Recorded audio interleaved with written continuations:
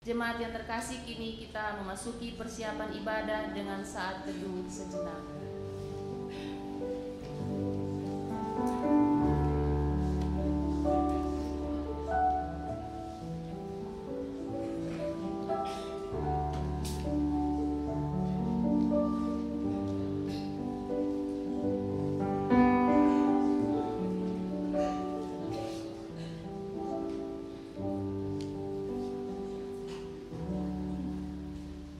Bapak Ibu jemaat yang terkasih, diundang untuk berdiri. Kita akan memulai ibadah ini dengan menyanyi bersama dari PKJ 16 bait pertama dan kedua.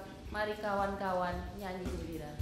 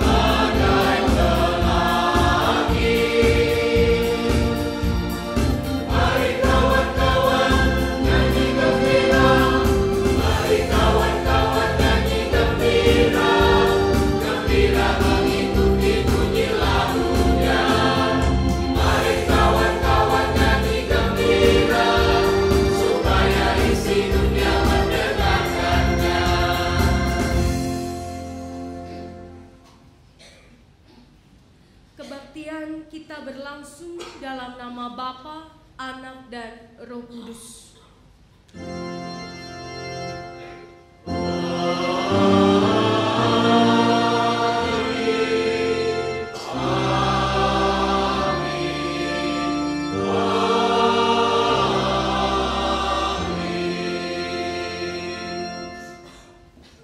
Karunia dan damai sejahtera dari Allah Bapa kita dan dari Tuhan Yesus Kristus menyertai saudara sekalian.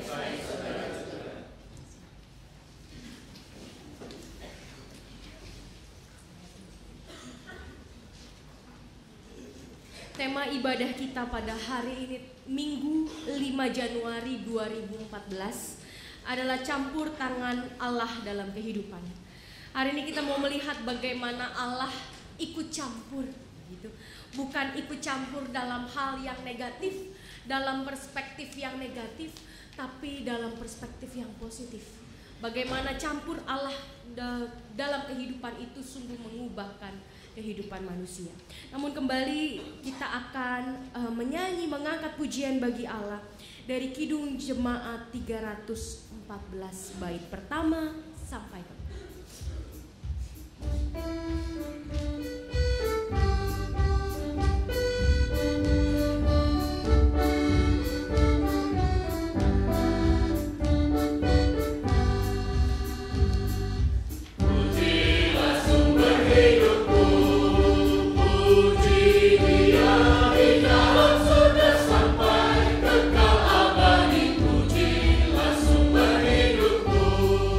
Pujikan bersama, sulikan terbang.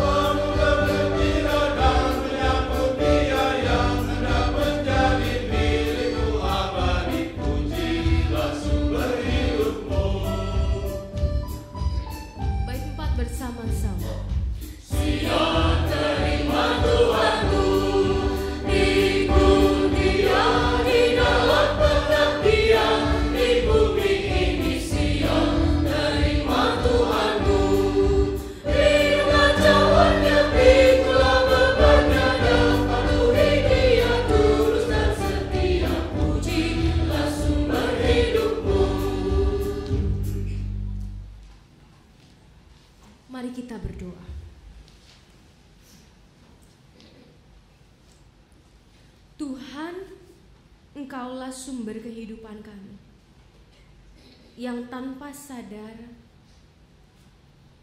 setiap hari Engkau menjadi sumber nafas kami, sumber karya kami, sumber penghasilan kami, sumber inspirasi, kekuatan, dan banyak lagi. Tapi kami seringkali merasa bahwa kamilah yang kuat, kamilah yang pandai, kamilah yang kreatif, kamilah yang mampu melakukan ini dan itu. Kami lupa bahwa bila Tuhan berkehendak kami tidak melakukan ini dan itu, maka sesungguhnya kami tidak bisa melakukan apa-apa. Kami lupa bahwa hidup kami bergantung pada kehendak-Mu, bukan pada kehendak kami, bukan pada sehatnya tubuh kami, tapi pada kesempatan yang Tuhan berikan atas kami. Ampuni kami Tuhan ketika kami tidak mampu melihat secara demikian, dan kami akhirnya hidup dengan menyia-nyiakan waktu kami hanya untuk kesenangan kami, untuk kenikmatan kami, untuk apa yang kami suka saja, dan bukan apa yang Tuhan suka. Ampunilah kami Tuhan bila kami lebih mengandalkan kekuatan kami sendiri ketimbang kekuatan Tuhan untuk menjalani kehidupan kami. Dan bila di tahun yang lampau kami melakukan begitu banyak kegagalan dalam melihat Engkau sebagai sumber hidup kami, biarlah di tahun 2014 ini kami semakin dapat melihat bahwa tanpa Tuhan kami tidak mampu melakukan apapun. Bahkan hal sederhana sekalipun tak mampu kami lakukan tanpa Tuhan. Karena Tuhanlah yang memberikan kami kekuatan pada setiap tubuh kami, otot-otot kami, sehingga dapat kami gerakkan. Dan Engkaulah juga yang memberikan kami kesempatan untuk berkarya dan melayani. Biarlah Tuhan, tahun ini menjadi tahun di mana kami mengalami perubahan yang lebih baik dibanding tahun kemarin. Dan kami dapat sungguh melihat Engkau sebagai sumber segala-galanya bagi kami. Tolonglah kami Tuhan di tengah kelemahan kami, di tengah kekuatan kami sebagai manusia. Dalam nama Tuhan Yesus Kristus kami berdoa dan memohon. Amin.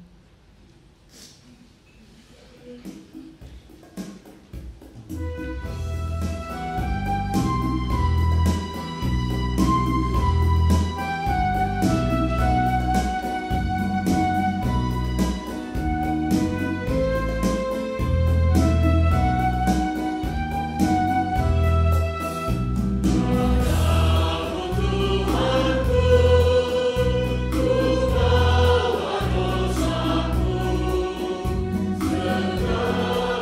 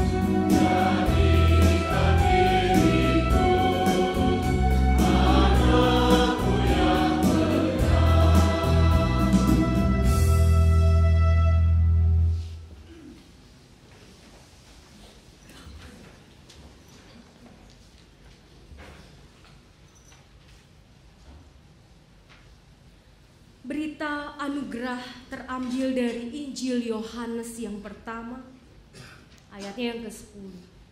Ia telah ada di dalam dunia dan dunia dijadikan olehnya, tetapi dunia tidak mengenalnya. Ia datang kepada milik kepunyaannya, tetapi orang-orang kepunyaannya itu tidak menerimanya. Tapi semua orang yang menerimanya diberinya kuasa supaya menjadi anak-anak Allah, yaitu mereka yang percaya dalam namanya. Demikianlah berita anugerah dari Tuhan. Syukur.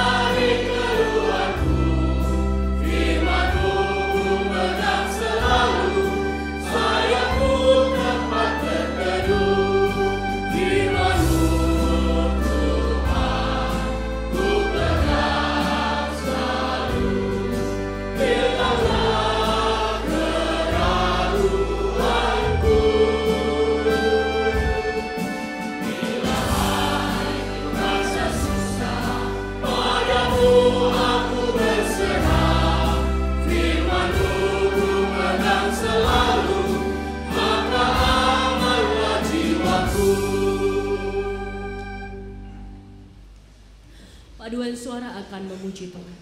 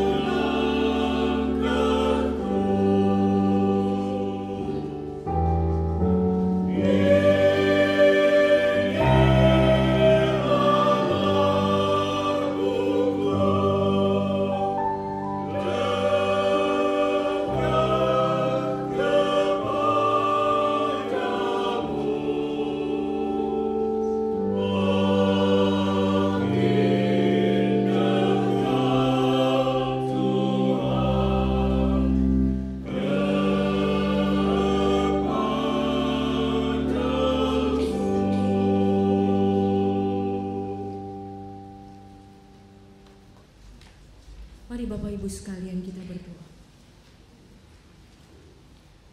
Makin dekat kepada Tuhan, itulah kerinduan hati kami. Ketika kami mengawali tahun ini di dalam ibadah perjamuan kudus, kami ingin semakin dekat mengenal Tuhan setiap hari. Semakin ingin ada di dalam tangan Tuhan, di dalam perlindungan Tuhan, di dalam rencana Tuhan. Dan kiranya Engkau yang menolong kami, mengangkat kami, membantu kami untuk semakin mengerti untuk apa kehidupan ini kami jalani. Apa yang ingin kami tuju, apa yang akan kami capai bersama dengan Tuhan. Dan biarlah pada hari ini kami dapat merenungkan firman Tuhan, dan kami semakin mengerti apa yang Tuhan inginkan untuk kami lakukan. Hanya di dalam nama Tuhan Yesus kami memohon berkat-Mu bagi setiap kami yang mendengar, dan hamba-Mu di dalam keterbatasannya yang berbicara. Demi Kristus, Allah yang selalu ada di tengah-tengah kami, dalam hidup kami berdoa. Amin. Pembacaan pertama dari Yeremia 31 ayat 7 sampai 14. Yeremia 31.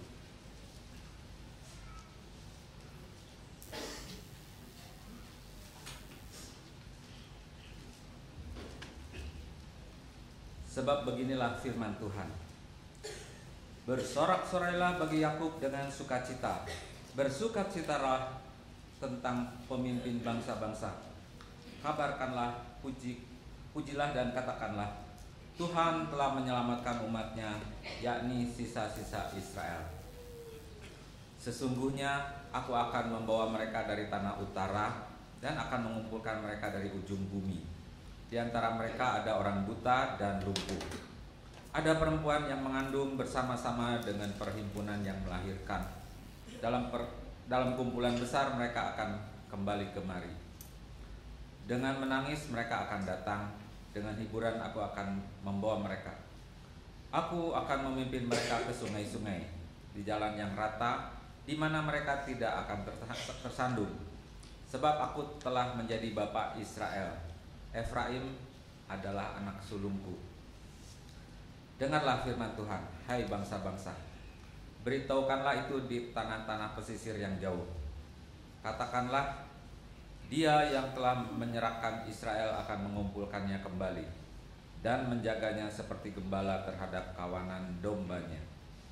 Sebab Tuhan telah membebaskan Yakub, telah menembusnya dari tangan orang yang lebih kuat daripadanya. Mereka akan datang bersorak-sorak di atas bukit Sion. Muka mereka akan berseri-seri karena kebajikan Tuhan, karena gandum, anggur, dan minyak, karena anak-anak kambing, domba, dan lembu sapi. Hidup mereka akan seperti taman yang diairi baik-baik. Mereka tidak akan kembali lagi merana. Pada waktu itu anak-anak dara akan bersukaria menari beramai-ramai. Orang-orang muda dan orang-orang tua akan bergembira. Aku akan mengubah perkabungan mereka menjadi kegirangan, akan menghibur mereka dan menyukakan mereka sesudah kedukaan mereka. Aku akan memuaskan jiwa para imam dengan kelimpahan, dan umatku akan menjadi kenyang dengan kebajikanku. Demikianlah firman Tuhan. Mari jemaat kita menanggapinya dengan menyanyikan berbalasan dari Mazmur 147. Saya akan menyanyikan terlebih dahulu, lalu jemaat bisa mengikutinya.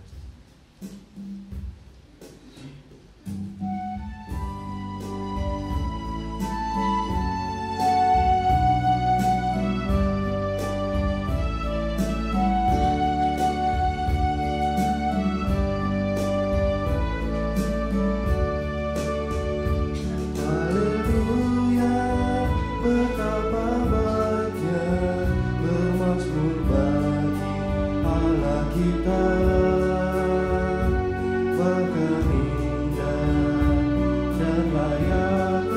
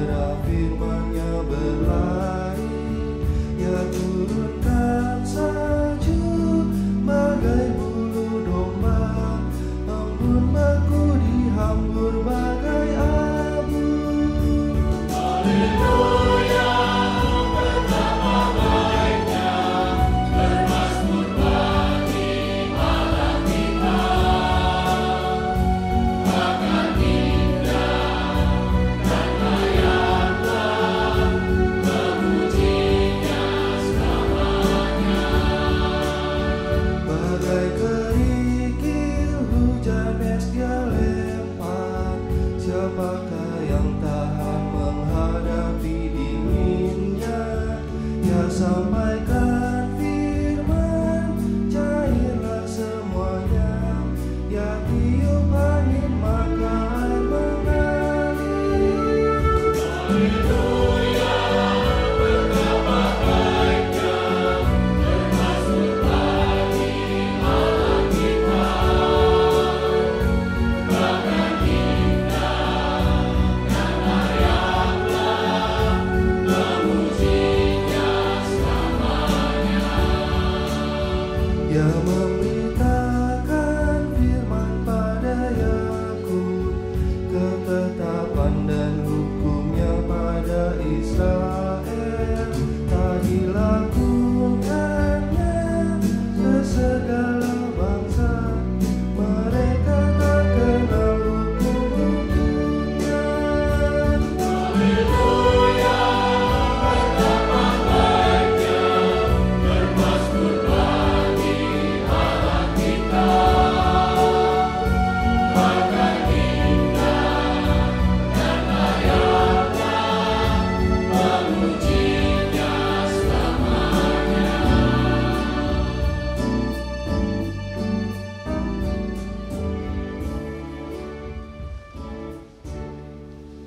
Bacaan kedua diambil dari Efesus 1 ayat 3 sampai 14. Efesus 1 ayat 3 sampai 14. Kekayaan orang-orang yang terpilih. Terpujilah Allah dan Bapa Tuhan kita Yesus Kristus, yang dalam Kristus telah mengaruniakan kepada kita segala berkat rohani di dalam sorga. Sebab di dalam Dia Allah telah memilih kita sebelum dunia dijadikan, supaya kita kudus dan tak bercacat di hadapannya. Dalam kasih, Ia telah menentukan kita dari semula oleh Yesus Kristus untuk menjadi anak-anak-Nya sesuai dengan kerelaan kehendak-Nya, supaya terpujilah kasih karunia-Nya yang mulia, yang dikaruniakannya kepada kita di dalam Dia yang dikasihinya. Sebab di dalam Dia dan oleh darah-Nya kita beroleh penebusan, yaitu pengampunan dosa, menurut kekayaan kasih karunia-Nya yang dilimpahkannya kepada kita dalam segala hikmat dan pengertian.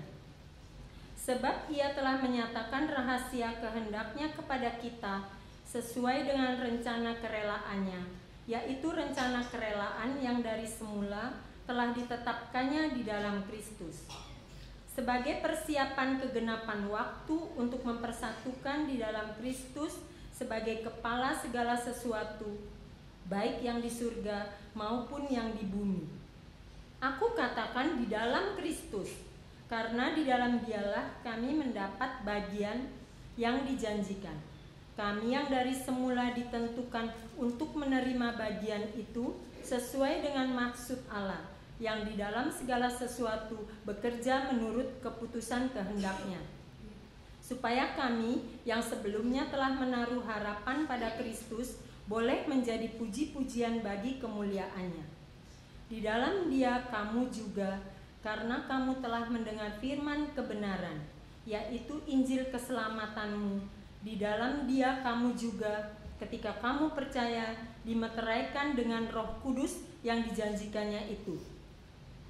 Dan Roh Kudus itu adalah jaminan bagian kita sampai kita memperoleh seluruhnya, yaitu penebusan yang menjadikan kita milik Allah untuk memuji kemuliaan-Nya. Demikianlah sabda Tuhan.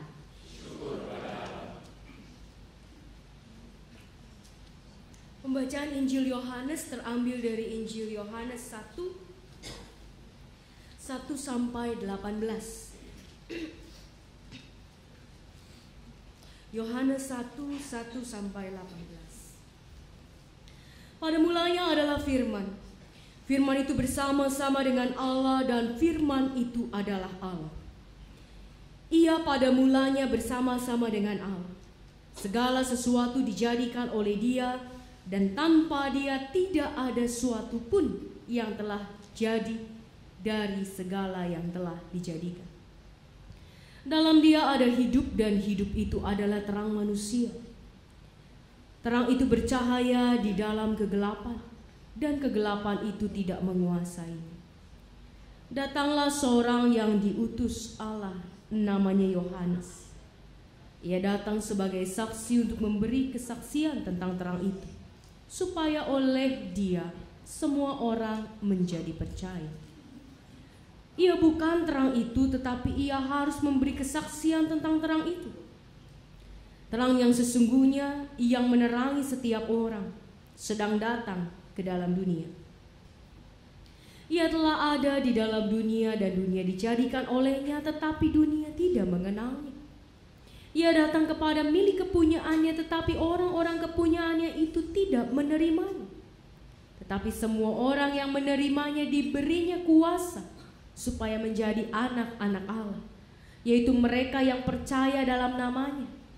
Orang-orang yang diperanakan bukan dari darah atau dari daging, bukan pula secara jasmani oleh keinginan seorang laki-laki, melainkan dari Allah.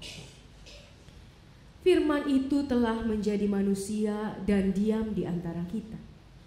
Dan kita telah melihat kemuliaannya, yaitu kemuliaan yang diberikan kepadanya sebagai anak tunggal Bapa, penuh kasih karunia dan kebenaran.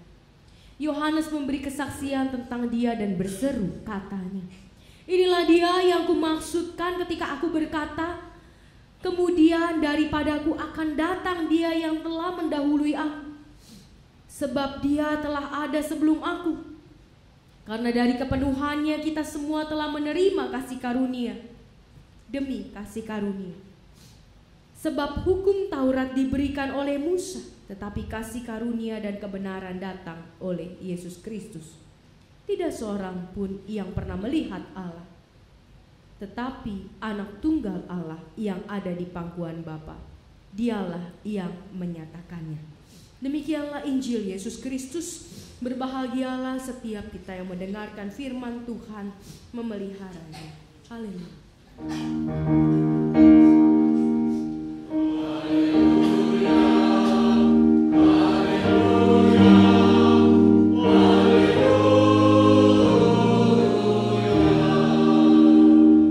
Selamat pagi Bapak Ibu. Selamat tahun baru. Maaf tadi saya keselak napas. Jadi napasnya hilang tiba-tiba. Hari ini tema kita adalah campur tangan Allah dalam kehidupan. Kita mengawali tahun ini dengan perjamuan kudus. Buat apa sih kita melakukan perjamuan kudus, Bapak Ibu sekalian? Untuk apa ya kita melakukan? Paling tidak GKI melakukan perjamuan kudus 1 tahun berapa kali? 4 kali gitu ya. Di awal tahun, lalu nanti kita akan melakukannya lagi Jumat Agung, lalu nanti di pertengahan tahun bulan Juli ya, dan terakhir di perjamuan kudus sedunia yaitu bulan Oktober. Untuk apa kita melakukan perjamuan kudus? Bapak Ibu yang terkasih di dalam Tuhan, kalau kita mau melihat asal usul perjamuan kudus tentu dari Injil sendiri, karena Yesus mengatakan bahwa perbuatlah ini sebagai peringatan akan aku. Tapi gereja mula-mula tidak berfokus pada kata-kata Kristus yang pada saat itu, yaitu di Injil ketika dia memecah roti sebelum dia ke Taman Getsemani. Tapi gereja mula-mula sampai gereja saat ini memfokuskan pemberitaan perjamuan kudus itu berdasarkan tulisan seorang yang bernama Paulus. Di dalam 1 Korintus 11 ayat 24 sampai 34, di situ Paulus menjelaskan agak panjang bahkan tentang kenapa kita harus melakukan perjamuan kudus dan bagaimana atau apa syaratnya dalam melakukan perjamuan kudus. Salah satunya adalah yang kita lakukan beberapa minggu sebelum perjamuan kudus, yaitu Sensura Morum. Jadi Bapak Ibu yang terkasih, Sensura Morum adalah kalau Paulus pakai bahasa Paulus itu punya kriteria supaya kita dapat perjamuan kudus, ikut di dalam perjamuan kudus dengan tidak berdosa. Karena kalau kita membawa dosa-dosa kita, kita membawa kemarahan-kemarahan kita tidak cek dulu diri kita, maka kita akan datang dalam keadaan berdosa dan kita akan mencemarkan perjamuan kudus Tuhan ini. Jadi luar biasa Paulus membuat sebuah persyaratan. Yesus sendiri tidak membuat sebuah persyaratan. Dia cuma katakan, inilah tubuhku, perbuatlah sebagai peringatan akan aku. Dia tidak memberikan persyaratan bahwa orang-orang yang mau mengingat, mau mengenang, itu harus ngapain aja. Tapi Paulus melakukan itu. Kenapa Bapak Ibu sekalian? Kenapa sampai segitunya Paulus membuat sebuah persyaratan, ada bagaimana harus mengecek diri, dan gereja modern, gereja sekarang mulai memberikan pertanyaan-pertanyaan dalam sensura morum jemaat untuk mengecek diri apakah kita hidup dalam damai, begitu ya kalau Bapak Ibu ingat. Kenapa? Karena ketika kita berbicara soal perjamuan kudus, kita tidak hanya berbicara soal kematian Yesus di atas kayu salib. Ketika kita berbicara soal perjamuan kudus, kita tidak berbicara saja soal pengorbanan Allah. Dari sejak Taman Getsemani sampai Golgota, kita tidak berbicara juga soal kematian Allah saja. Tapi berbicara soal perjamuan kudus adalah berbicara soal karya Allah yang sudah dimulai jauh dari 11,5 miliar tahun yang lalu. Kenapa dikatakan lebih dari 11,5 miliar tahun yang lalu? Karena banyak orang mengatakan alam semesta ini diciptakan kurang lebih 11,5 miliar tahun yang lalu. Dan bumi tercipta kurang lebih 4,5 miliar tahun yang lalu. Kalau kita membaca firman Tuhan tadi di dalam Efesus, bagaimana kemudian kita ini dipilih sebelum bumi dijadikan, Bapak Ibu sekalian. Artinya karya Tuhan itu sudah dimulai sejak 4, paling tidak ya kalau lewat dari bumi begitu ya, 4,5 miliar tahun yang lalu. Dan kematian Kristus hanya 1 hari.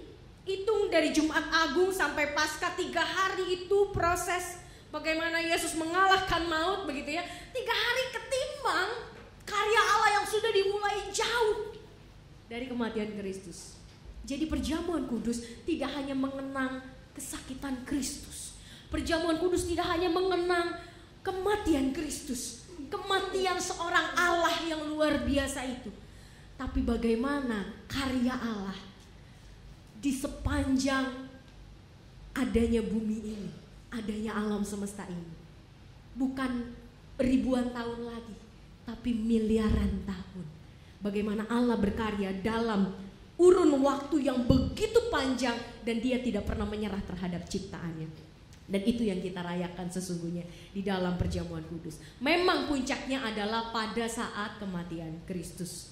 Karena kematian Kristus menjadi gong kemenangan tersendiri bagi umat Kristen, dan iman kita itu justru ada bukan karena Natal tapi karena ada kemenangan Kristus.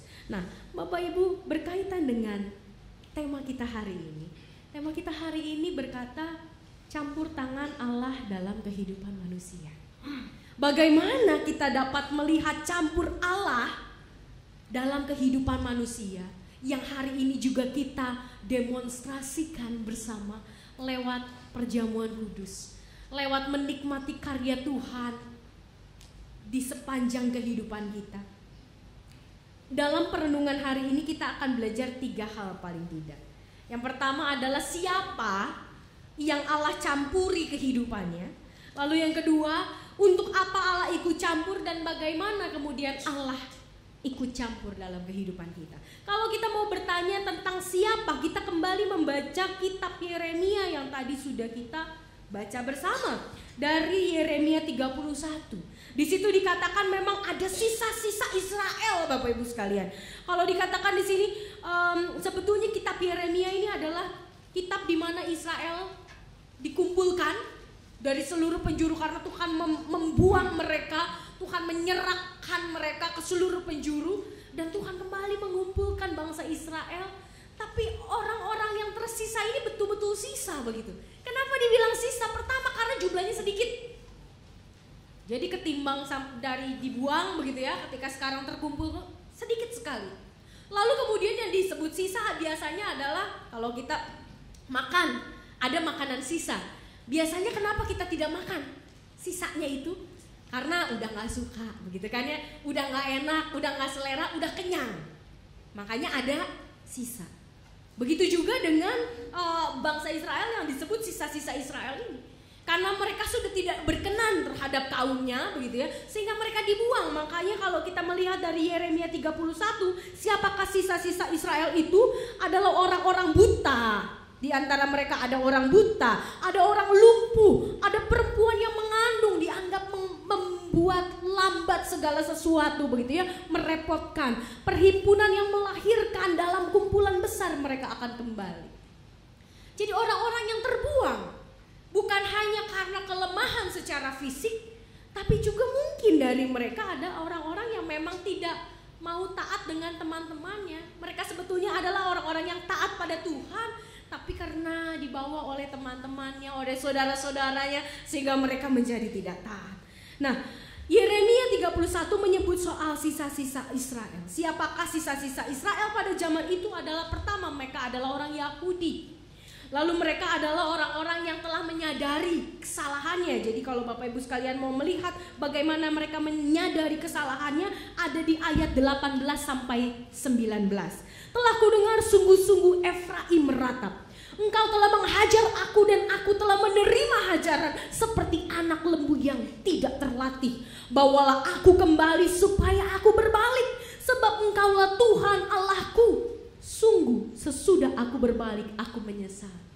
Itu kata-kata Israel kepada Tuhan, itu doa Israel kepada Tuhan, sisa-sisa Israel ini. Artinya sisa-sisa Israel ini bukanlah orang-orang yang angkuh lagi, bukan orang-orang yang tegar tengkuk lagi, bukan orang-orang yang keras kepala lagi, tapi orang-orang yang mulai melembut hatinya. Orang-orang yang mulai bertobat mencari Tuhan karena dia udah tahu, aduh Tuhan, saya tuh banyak salah. Saya tuh banyak dosa sama Tuhan. Jadi ampuni saya mau balik lagi. Bahkan dikatakan di dalam Yeremia, mereka datang dengan tangis. Ayat 9. Dengan menangis mereka akan datang. Artinya bukan hanya sekedar Tuhan saya menyesal lalu menangis memai begitu ya. Kalau kita kan biasanya suka dari kecil kita menangisnya dibilang, kalau orang dulu bilang air mata buaya begitu ya. Jadi nangis tapi nanti bikin lagi gitu ya. Nyesel tapi nanti berdosa lagi. Ya mungkin bangsa Israel juga begitu. Sampai saat ini juga begitu. Tapi ketika mereka datang pada Tuhan dengan menangis, ada memiliki arti teologis yang lain. Artinya bangsa Israel ini betul-betul butuh Tuhan. Mereka menangis karena mereka tahu bahwa selama ini tidak ada yang seperti Tuhan. Mereka menangis karena mereka tahu bahwa tidak ada seperti Tuhan yang bisa membuat kehidupan mereka menjadi lebih baik. Tidak ada yang seperti Tuhan, karena Tuhanlah sumber segala sesuatu. Dan mereka sadar itu, sehingga mereka datang dengan hati yang hancur di dalam tangisan. Jadi sisa-sisa Israel ini bukanlah sisa-sisa yang tetap tegar tengkuk, bukan sisa-sisa yang tetap keras kepala, tapi orang-orang yang memang sudah mulai lembut hatinya dan kembali akhirnya kepada Tuhan. Nah, ketika kita berbicara soal sisa-sisa Israel, bagaimana kita mengaitkan dalam kehidupan kita? Apakah kita juga disebut sebagai sisa-sisa Israel, begitu ya? Tentunya Bapak Ibu sekalian, kita tidak perlu menjadi seperti sisa-sisa Israel yang harus dibuang dulu, yang harus dihukum dulu, yang harus ditawok-tawokin dulu sama Tuhan, begitu ya. Baru kita, oke Tuhan saya nyerah, begitu ya. Udah Tuhan, ampun, gak kuat lagi, begitu ya. Enggak, tentunya kita tidak perlu mendapatkan hukuman dulu seperti bangsa Israel karena kekerasan hatinya. Tapi ada hal yang kita pelajari dari sikap hati bangsa Israel. Ketika bangsa Israel mau mengalami campur tangan Tuhan dalam kehidupannya, mereka paling tidak menyiapkan 3 hal. Yang pertama, mereka siap berubah. Karena kalau air mata doang tanpa perubahan namanya air mata buaya. Kalau kita melihat bagaimana Tuhan menyambut tangisan bangsa Israel, yang artinya Tuhan juga tahu isi hatinya kan. Kalau Tuhan bilang kamu mah buaya begitu kan ya, bisa aja akhirnya nggak dirangkul kembali tapi dibuang lagi begitu ya. Tapi ternyata Tuhan tahu isi hatinya. Memang bangsa Israel ini sedang melakukan pertobatan besar, yaitu pada ayatnya yang ke-20. Di bagian bawah dikatakan begini, setiap kali aku menghardik dia, tak putus-putusnya aku terkenang kepadanya. Sebab itu hatiku terharu terhadap dia. Tak dapat tidak aku akan menyayanginya. Demikianlah firman Tuhan. Kita lihat bagaimana Tuhan melihat isi hati Israel. Bagaimana Tuhan menyayangi Israel. Tapi Israel harus mau berubah. Karena mereka sudah mau berubah, Tuhan melihat mereka. Karena mereka mau berubah, Tuhan terharu. Saking mereka mau berubahnya, saking mereka mau bertobatnya, Tuhan sampai terharu. Jadi kalau kita mau merasakan campur tangan Tuhan di dalam tahun 2014 lebih daripada tahun 2013, maka ada keinginan untuk terus bertobat. Ada kesiapan untuk terus berubah setiap hari, berubah menjadi lebih baik. Yang kedua, ayat 16 di Yeremia 31 mengatakan begini, beginilah firman Tuhan, cegahlah suaramu dari menangis dan matamu dari mencucurkan air mata, sebab untuk jerih payahmu ada ganjaran. Artinya kalau tadi yang pertama adalah siap hatinya dulu untuk melakukan perubahan, karena berubah itu tidak enak, berubah itu selalu menghasilkan sesuatu yang tidak nyaman begitu ya. Karena perubahan, karena pembaharuan itu selalu membawa masalah biasanya begitu ya dalam kehidupan kita. Karena tidak biasa. Yang kedua adalah siap untuk berjerih payah. Kenapa? Karena di dalam jerih payah ada kuasa Tuhan. Di dalam jerih payah ada ganjaran. Di dalam jerih payah ada buah. Karena tidak pernah ada jerih payah yang sia-sia di dalam Tuhan. Jadi ketika kita mau bilang, Tuhan saya mau tahun 2014 adalah tahunnya Tuhan, saya mau tahun 2014 adalah tahun untuk kemuliaan Tuhan, saya mau merasakan campur tangan Tuhan lebih lagi, melihat perbuatan-perbuatan Tuhan yang lebih lagi, maka kita harus siap berjerih payah. Artinya siap untuk susah.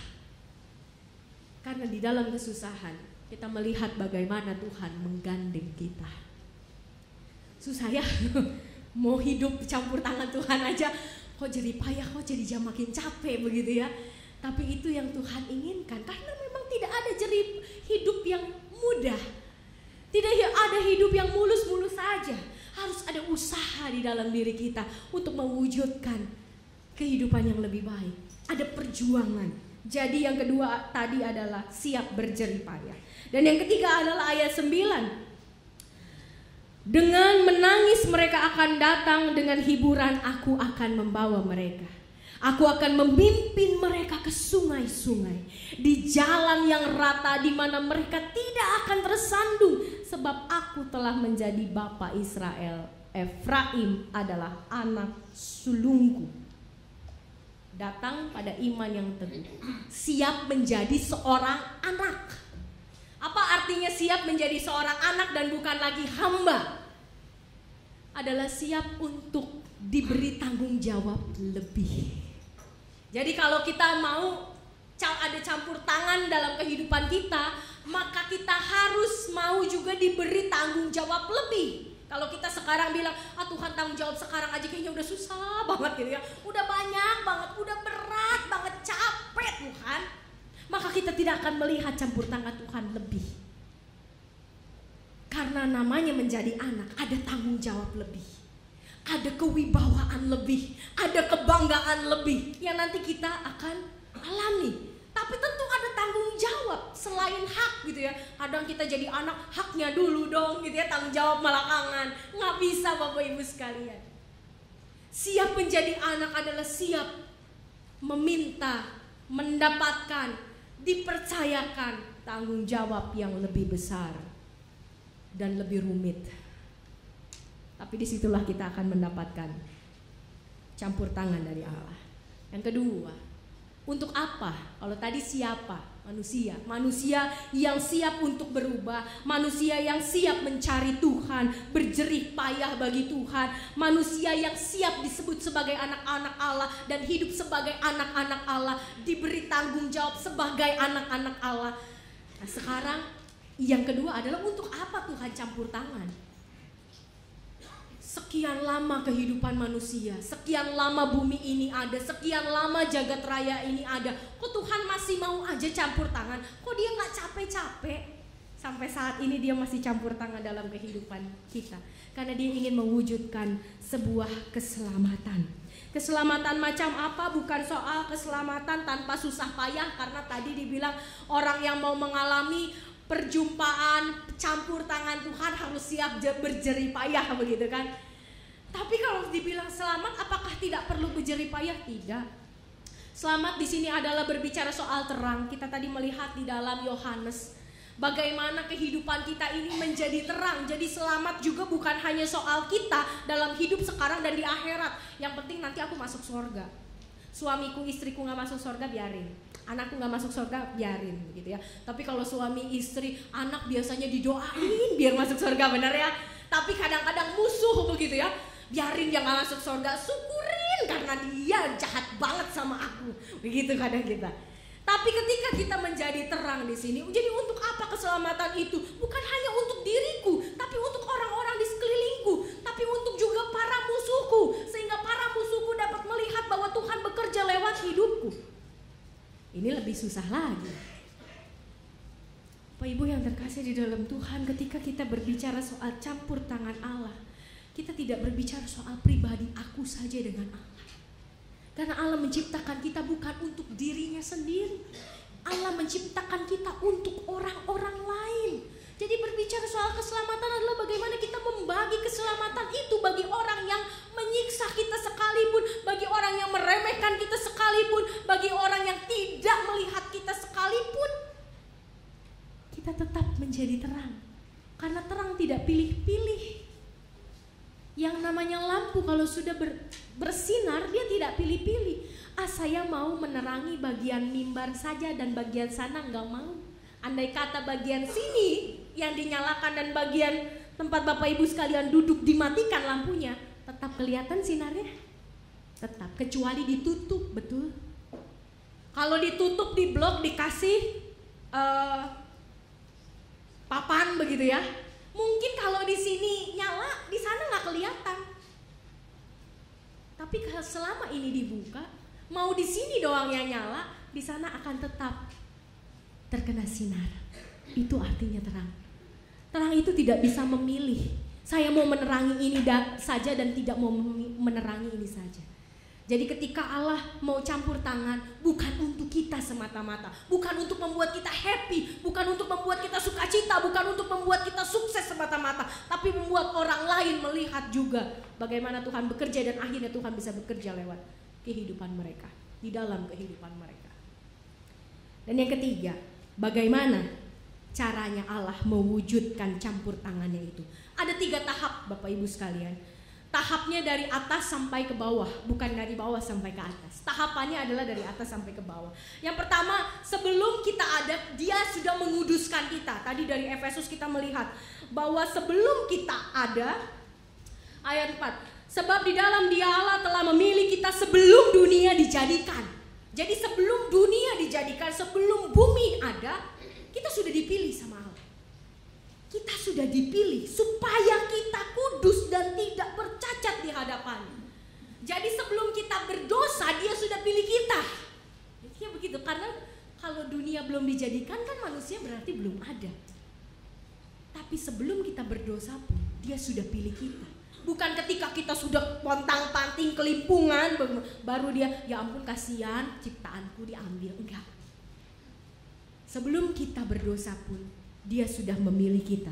Dia menguduskan kita, dia membenarkan kita, dia memilih kita sebelum dunia dijadikan. Lalu yang kedua, penyetaraan. Ketika dia dari atas sebelum ada dan ketika ada akhirnya dia menguduskan, dia memilih, dia membuktikan pemilihan-pemilihan itu. Lalu kemudian ini kok dipilih-pilih tapi gak berubah gitu ya. Ini kok dibener-benerin kagak berubah juga. Ini kok dikudusin tetap aja kudis gitu yang keluar. Sudah dikuduskan tetap hasilnya kudis. Dikuduskan lagi kudis lagi begitu terus. Akhirnya Tuhan turun menyetarakan diri dengan manusia.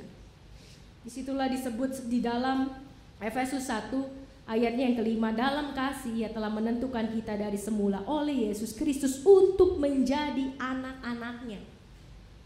Dia disebut anak Allah. Kalau di dalam tulisan Paulus yang lain dikatakan bahwa Kristus adalah yang sulung, Efraim adalah yang sulung gitu ya, karena dari keturunan Efraim itulah kemudian lahirlah seorang Yesus. Dia yang sulung dari antara banyak saudara. Dia menyetarakan diri dengan manusia sehingga kita bisa disebut sebagai anak-anak Allah. Karena Allah menjadi manusia. Dia menyetarakan diri. Dan yang ketiga adalah pengangkatan. Bagaimana dia mengangkat kita lewat pengampunan dan penebusan. Kalau dia tadi sudah setara dari Allah yang tinggi, yang ya udahlah saya kudusin begitu ya. Saya benarkan, walaupun ada hukuman, ya udahlah saya benarkan. Gak perlu turun tangan, sekarang turun tangan begitu ya. Bukan hanya turun tangan, dia turun sampai mati. Penebusan dilakukan ketika Yesus mati di atas kayu salib. Jadi dia turun terus. Coba kita lihat bagaimana Allah turut campur dalam hidup kita. Kadang-kadang kalau kita punya saudara, kita punya sahabat, kita punya teman kita misalnya melakukan hal yang buruk begitu ya. Kita bilangin sekali, tetap nggak berubah. Kita bilangin 2 kali, tetap nggak berubah. Kita bilangin 4-5 kali, tetap nggak berubah. Lama-lama kita apain? Tinggalin, betul Bapak Ibu gitu ya. Ya udahlah, nggak mau dengar mah ya wis begitu ya. Sepodo teuing, lu mau nyemplung, lu mau masuk sumur, lu mau ketabrak bemo, bodoh amat gitu ya. Kenapa? Karena begitu kita sudah ngomong-ngomongin sekian kali tetap tidak berubah. Tapi beda dengan Tuhan pendekatannya. Ketika dia kasih pendekatan, dia menguduskan kita nggak berubah. Dia turun malahan gitu ya. Udah turun, ditolaklah dia begitu ya. Malah disalibkan. Dia mati. Bapak Ibu yang terkasih, lihat bagaimana cara Allah turun tangan ketika dia mau mengubah kehidupan kita. Ketika kita mau mengubah kehidupan saudara-saudara kita, suami, istri, anak, orang tua, kita akan cepat menyerah ketika mereka menolak apa yang kita lakukan. Karena memang kita juga penuh dengan keterbatasan. Tapi Allah itu tidak punya kelemahan Bapak Ibu sekalian. Dia itu Allah yang sempurna. Tapi dia mengusahakan sedemikian rupa untuk betul-betul campur tangan dalam kehidupan kita. Supaya kita mengalami sebuah keselamatan. Kita mengalami sebuah pembebasan. Itu adalah karya yang luar biasa. Bukan karya yang sembarangan. Dan lewat perjamuan kudus hari ini, kita diingatkan karya itu. Karya ketika Allah masih jauh di surga. Sampai Allah yang berkarya di tengah anak-anak manusia di bumi. Sampai Allah yang berkarya di alam maut, mengalahkan maut dan bangkit. Itu karya yang panjang. Itu karya yang tidak terbayarkan. Oleh seluruh usia manusia kalau ditambah pun tidak akan bisa menghitung karya Allah yang besar itu buat kita. Nah, Bapak Ibu yang terkasih dalam Tuhan, masalahnya adalah Tuhan sudah melakukan banyak cara untuk campur tangan dalam hidup kita. Kalau kita tidak mau dicampurin, bisa kan? Bisa. Kita bilang, Tuhan saya nggak mau engkau ikut campur, jauh-jauhlah dari hidup saya. Bisa, bisa. Jadi kembali pada kita, ketika dia maksa, dalam tanda kutip dia memaksa untuk campur tangan, dia melakukan segala hal untuk campur tangan. Kalau kita bilang, maaf Tuhan, tidak ada tempat bagimu untuk campur tangan dalam hidup saya, bisa, bisa. Jadi kembali pada kita, mau Tuhan campur tangan sampai seperti apapun, kalau kita tidak memberikan ruang bagi dia, maka dia tidak akan pernah kita rasakan. Jadi kalau hari ini kita belajar bagaimana Allah campur tangan, maka seperti bangsa Israel, marilah kita punya hati yang mau bertobat, yang mau berubah. Marilah kita punya hati yang mau berjeripaya bersama dengan Tuhan. Dan marilah kita punya hati yang siap untuk menjadi anak-anak Allah. Dan kita akan melihat bahwa campur tangan Allah lebih dari campur tangan manusia. Campur tangan Allah mengubah kehidupan sampai ke kedalaman kehidupan kita. Sampai ke kedalaman hati kita yang mungkin tidak akan pernah bisa disentuh oleh manusia manapun. Tapi Allah bisa memperbaikinya sampai kedalaman hati kita. Sampai kehitaman dosa kita. Orang lain mungkin tidak bisa mengampuni dosa kita. Hanya Allah yang mampu mengampuni sampai dosa yang paling hitam sekalipun. Jadi kembali kepada kita, maukah kita menerima campur tangan Allah? Karena dia sudah melakukannya dan tetap akan melakukannya. Amin.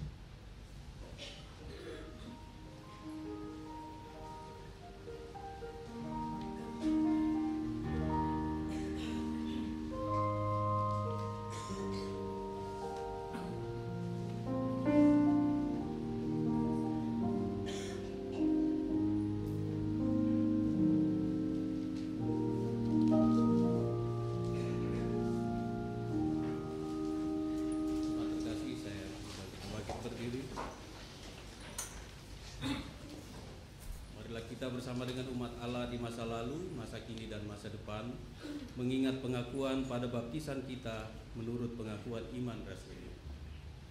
Aku percaya kepada Allah, Bapa yang Maha Kuasa, Bapa langit dan bumi, dan kepada Yesus Kristus, anaknya yang tunggal Tuhan kita, yang dikandung dari Roh Kudus, lahir dari antara Maria, yang terjadi sengsara di bawah pemerintahan Pontius Pilatus, disalibkan, mati dan dikuburkan, turun dari kerajaan maut.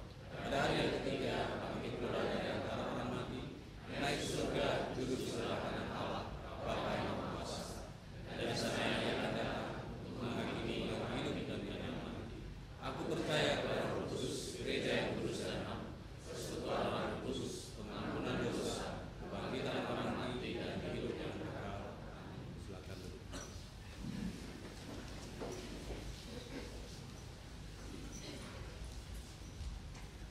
Mari Bapak Ibu kita berdoa. Kami mengucap syukur untuk kebaikan Tuhan, untuk setiap campur tangan Tuhan dalam hidup kami. Bahkan ketika kami menolak Tuhan campur tangan sekalipun, dan kami sudah membawa diri kami pada ujung tebing, ketika kami tinggal jatuh dan mati, tapi Tuhan tetap menyelamatkan kami. Bahkan ketika kami terjatuh pun Tuhan tidak membiarkan kami jatuh sampai tergeletak. Dan itu adalah bukti bahwa Engkau memang Allah yang suka mengasihi kami. Engkau adalah Allah yang setia untuk campur tangan dalam kehidupan kami. Dan untuk itu kami mengucap syukur. Tolong kami Tuhan agar kami dapat melihat semakin jelas campur tangan Tuhan. Walaupun seringkali kami merasa bahwa kami tidak enak, tidak nyaman, tidak suka hidupnya dicampuri Tuhan. Karena kami terbiasa hidup di dalam kegelapan. Tapi Tuhan membawa kami kepada terang. Dan terang itulah yang membawa kami kepada keselamatan. Dan membawa orang-orang di sekeliling kami juga pada keselamatan. Tuhan, tolonglah agar kami mampu melihat campur tangan Tuhan setiap hari sebagai wujud kasih yang terbesar yang bisa diberikan seorang Raja, Bapa Allah kepada ciptaan-ciptaannya. Bapa, pada hari ini kami juga berdoa untuk setiap kehidupan kami. Kami sudah melalui hari-hari kami di tahun 2013. Ada suka, ada duka, ada tangis, ada tawa, ada kemenangan, ada kegagalan, ada kebaikan, ada dosa yang kami perbuat sepanjang tahun itu. Dan sekarang kami ingin memulainya kembali bersama dengan Tuhan. Kami memohon campur tangan Tuhan ada dalam hidup kami. Kami memohon campur tangan Tuhan mewarnai hari-hari kami. Tapi kami tahu kami harus punya kesiapan. Jadi biarlah Engkau juga membantu kami menyiapkan hati kami untuk mengalami perubahan-perubahan yang besar, untuk menerima tanggung jawab yang besar, dan juga untuk mengalami jerih payah yang mungkin juga tidak mudah. Tapi kekuatan yang kami miliki bukanlah kekuatan diri kami sendiri, karena bukan kuasa kami mampu melakukan ini dan itu. Tapi karena Roh-Mu yang menolong kami, karena Roh-Mu yang menguatkan kami dan memimpin kami. Jadi biarlah Tuhan, kami betul-betul menyiapkan hati kami untuk mengalami campur tangan Tuhan sepanjang tahun ini dan melihat di akhir tahun nanti bahwa hidup kami sungguh lebih baik, sungguh lebih ajaib, sungguh lebih memuliakan Tuhan. Dan keselamatan itu datang atas kami dan kami juga dimampukan untuk menyelamatkan orang-orang di sekeliling kami sepanjang tahun ini. Terima kasih Tuhan Yesus. Kami hari ini juga berdoa untuk penyusunan program yang sedang dan telah dibuat oleh rekan-rekan pengurus badan pelayanan penatua. Kiranya Engkau yang mau menolong setiap mereka. Berikan terus kepada mereka hikmat dan bijak-Mu, agar mereka dapat juga merangkumkan program berdasarkan kehendak Tuhan, tujuan dan sasaran yang Tuhan taruh di dalam hati mereka sebagai alat-alat Tuhan untuk membangun tubuh Kristus, jemaat GKI Kavling. Biarlah Engkau berkarya lewat mereka, berikan mereka sukacita, kesabaran, berikan mereka kreativitas, hikmat dan bijak untuk bisa melakukan tugas dan tanggung jawab serta panggilan mereka untuk kebaikan bersama dan kemuliaan Tuhan. Kami juga berdoa Tuhan untuk pemilihan penatua baru. Kiranya Engkau yang bekerja di dalam hati anak-anak Tuhan, Engkau yang bekerja dan Engkau yang juga memilih mereka, Engkau juga yang menyentuh hati mereka, dan Engkau juga yang akan menguatkan mereka agar mereka tidak menjadi lemah di dalam kehidupan dan pelayanan mereka. Dan biarlah Tuhan Engkau yang senantiasa juga memberkati kehidupan anak-anak Tuhan yang telah Engkau pilih. Tuhan, kami juga mau berdoa untuk pemilihan umum 2014. Ketika keadaan politik semakin menghangat, kami tahu ada kuasa Tuhan yang tetap menaungi bangsa kami. Ada hikmat Tuhan yang tetap bekerja di antara anak-anak Tuhan, di dalam jemaat Tuhan, untuk dapat memberikan suara yang terbaik. Ketika kami membawa tokoh-tokoh, calon-calon pemimpin kami di dalam doa, kami mendoakan mereka, kami memberkati mereka dengan setiap doa-doa kami.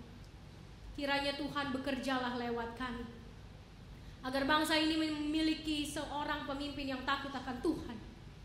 Bangsa ini memiliki pemimpin yang memuliakan Tuhan. Terima kasih ya Bapa. Dan kiranya segala susah payah kami, jerih payah kami di tahun ini juga akan membawa hasil yang baik, karena kami akan melakukannya bersama dengan Tuhan. Di dalam usaha kami, di dalam keluarga kami, di dalam studi kami, dimanapun Tuhan menempatkan kami untuk berkarya, biarlah Tuhan memberkati setiap usaha kami. Terima kasih ya Bapa. Banyak permohonan yang ada dalam hati kami, tapi Engkau adalah Allah yang mengetahui kebutuhan kami. Dan biarlah yang jadi adalah kehendak-Mu. Dalam nama Tuhan Yesus Kristus kami berdoa. Amin.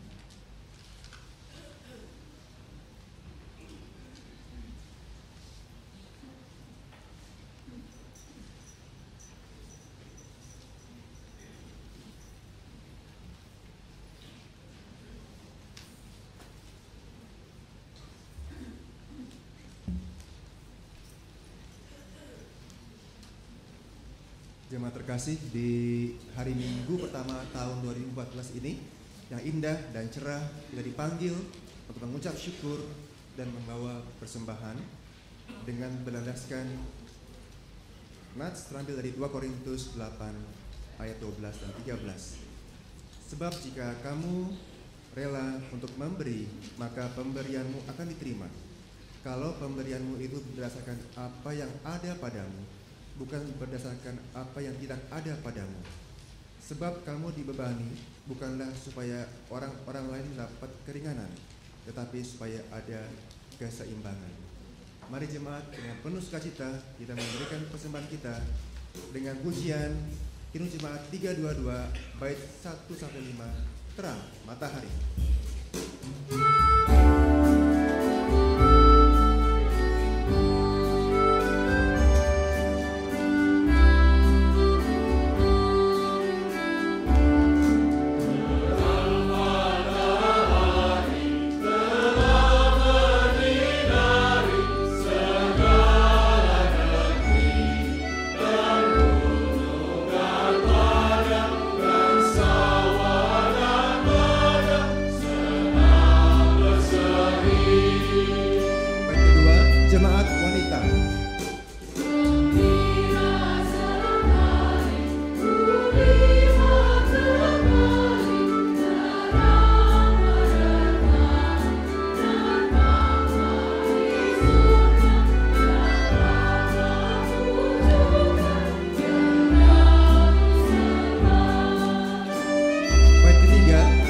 jemaat pria.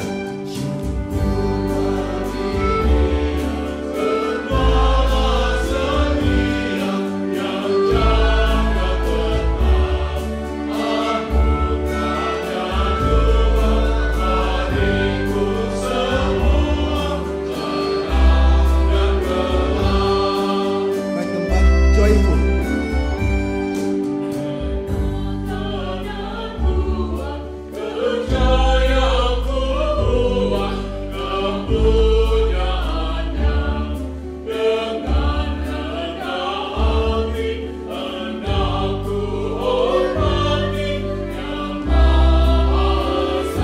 Baik lima, bersama-sama.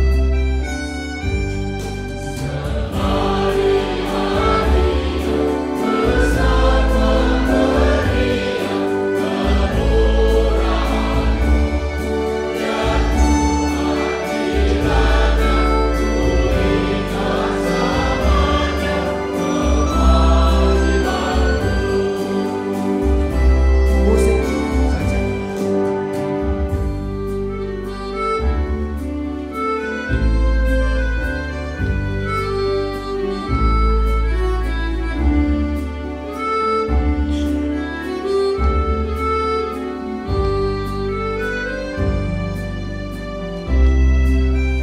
Mari jemaat kita ulangi. Bait pertama, terang matahari.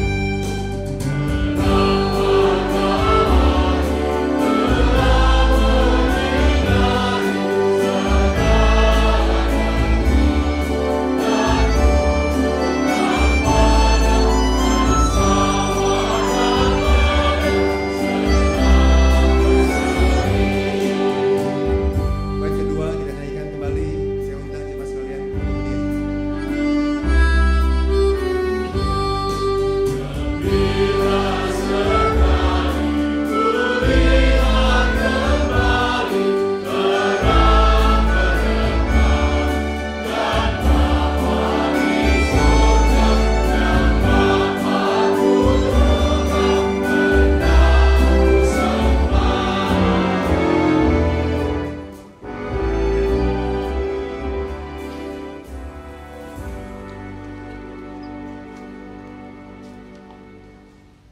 Mari kita bersatu dalam doa.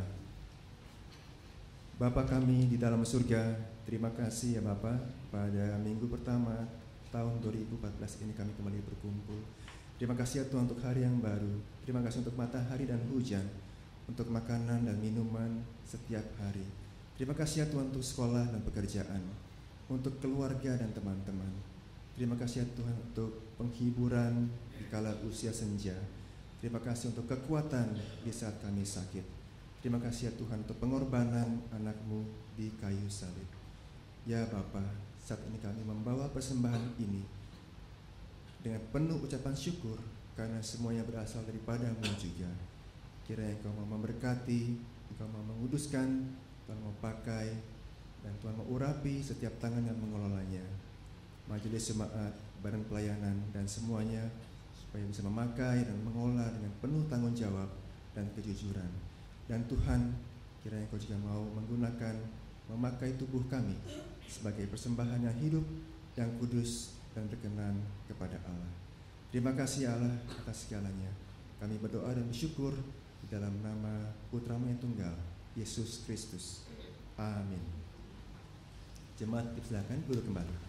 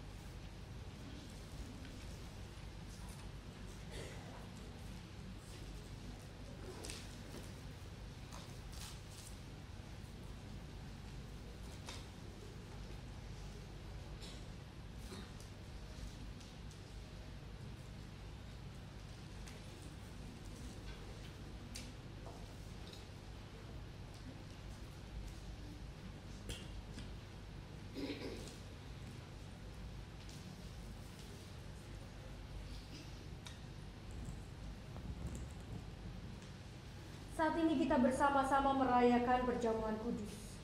Karena Tuhan Yesus Kristus sendirilah yang menetapkannya dan mengundang kita untuk melakukannya.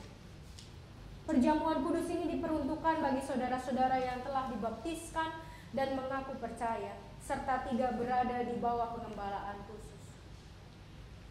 Kami juga dengan penuh sukacita menyambut saudara-saudara yang berasal dari gereja lain yang bersedia dan siap untuk merayakan perjamuan kudus bersama dengan kami di sini saat ini.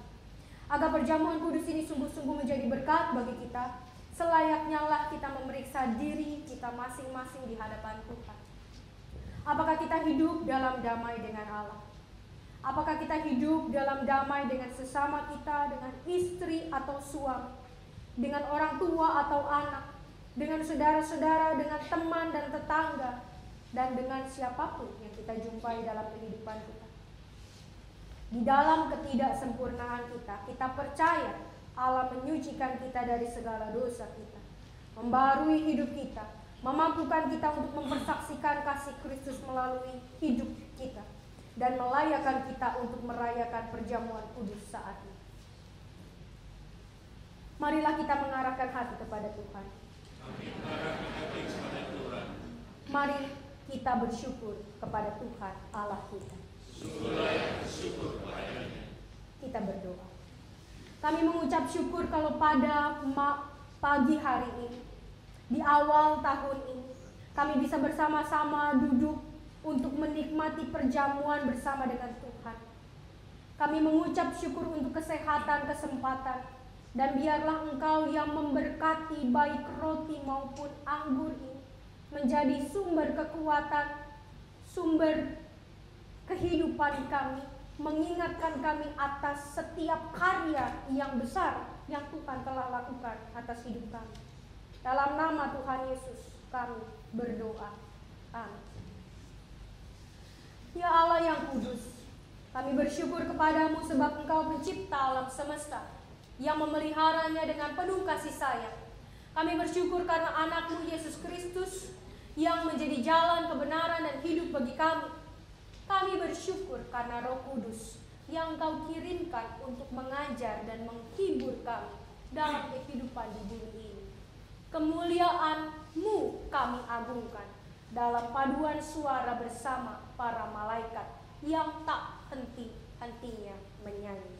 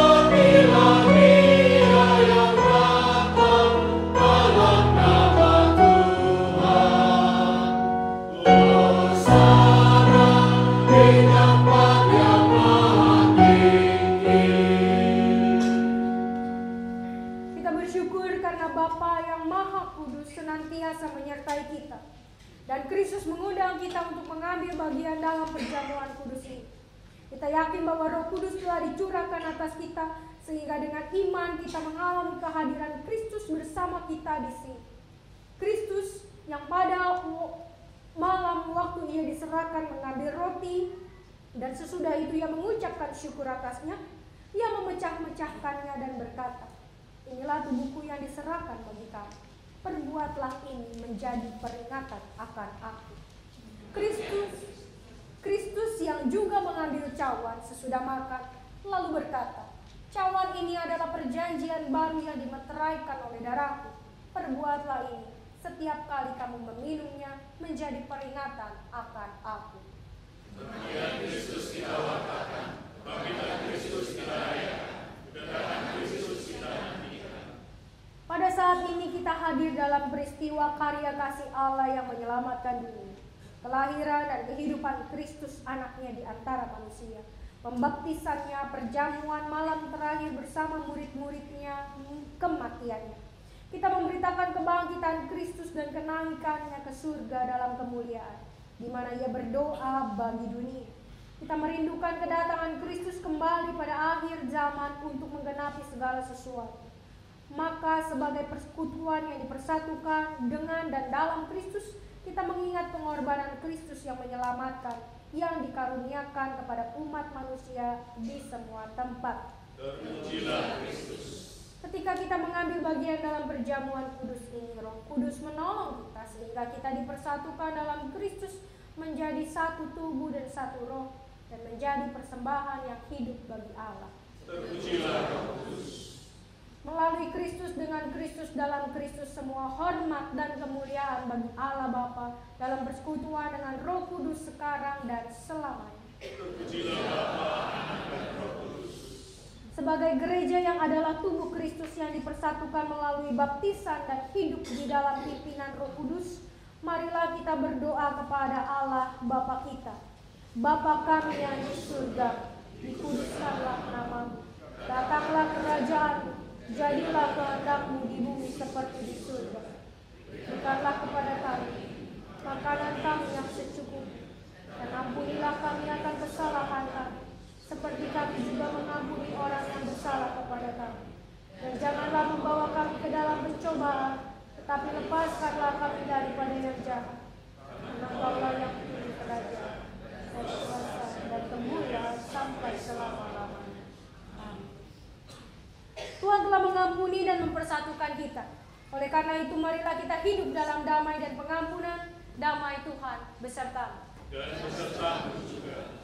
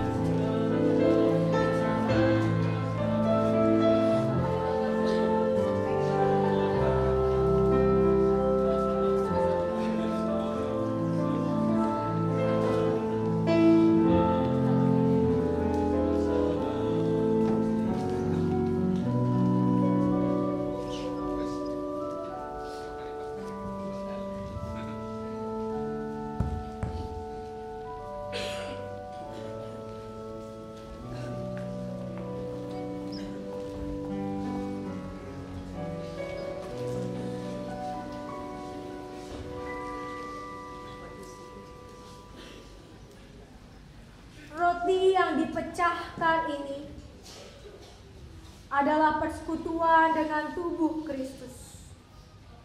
Ambillah.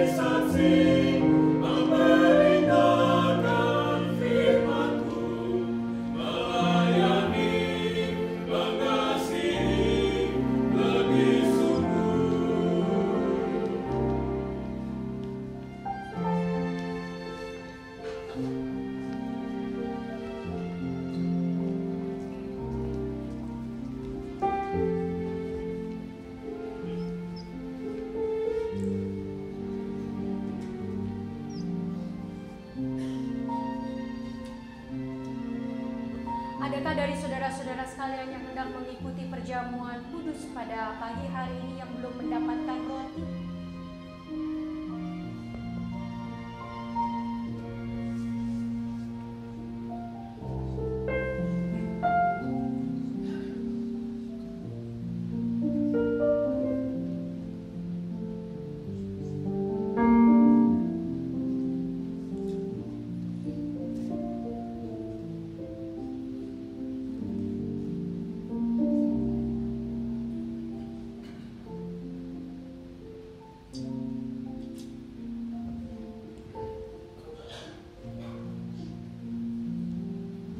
Ingat dan percayalah bahwa tubuh Tuhan kita, Yesus Kristus, telah diserahkan bagi keselamatan dunia.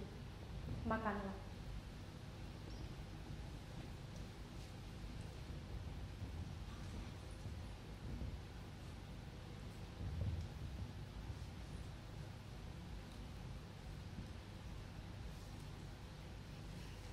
Cawan ucapan syukur ini adalah persekutuan dengan darah Kristus.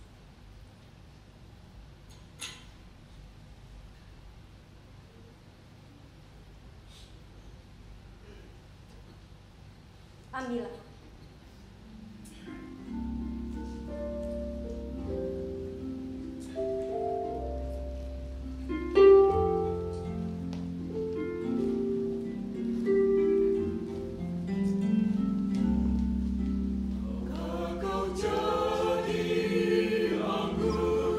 Yang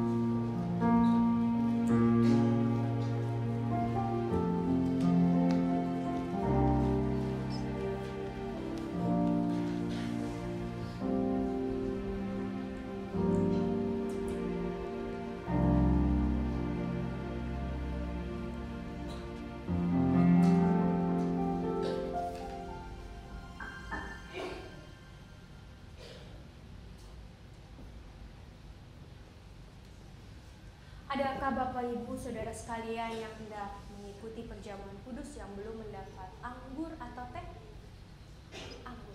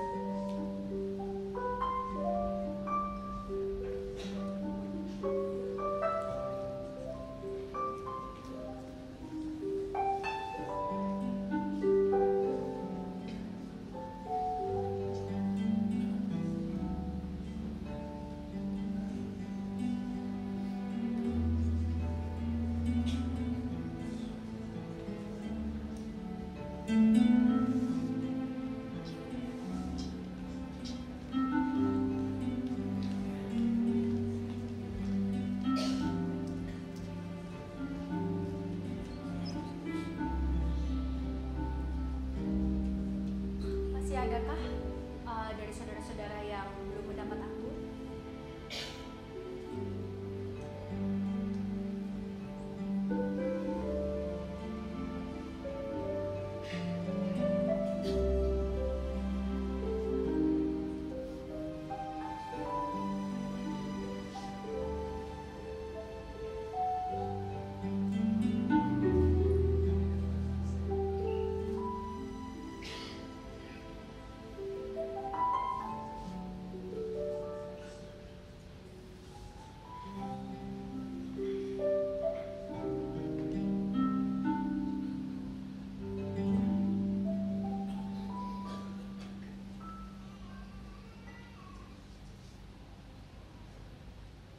Ingat dan percayalah bahwa darah Tuhan kita Yesus Kristus telah dicurahkan bagi keselamatan dunia.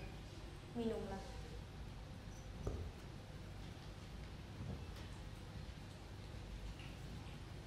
Mazmur 103.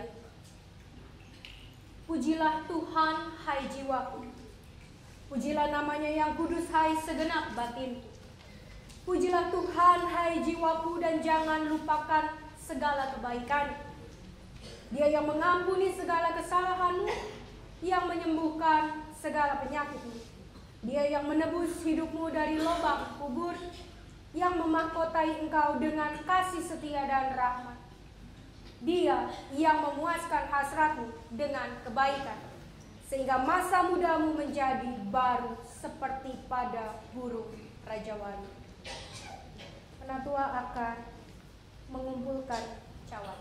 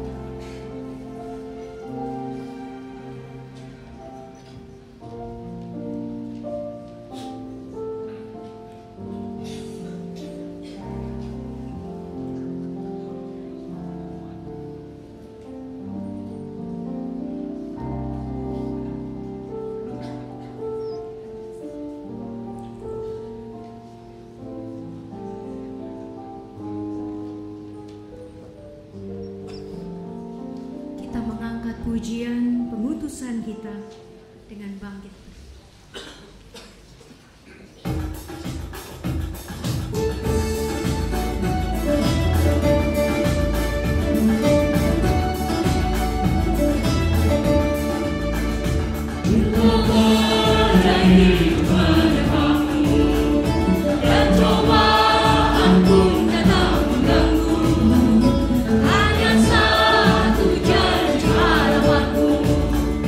Janji Tuhanmu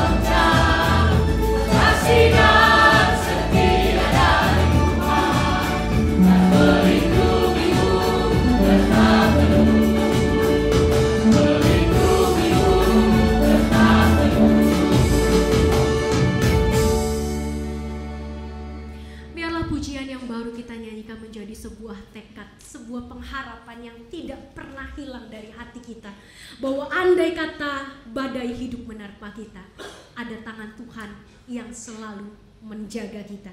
Jangan takut atau bimbang, karena Tuhanlah pemilik hidup kita. Karena kasih setianya akan tetap melindungi kita. Maka arahkanlah hatimu kepada Tuhan. Jadilah saksi Kristus. Terpujilah Tuhan. Pergilah dengan sejahtera dan terimalah berkat Tuhan. Tuhan memberkati engkau dan melindungi engkau. Tuhan menyinari engkau dengan wajah-Nya dan memberi engkau kasih karunia. Tuhan menghadapkan wajah-Nya kepadamu dan memberi engkau damai sejahtera. Amin.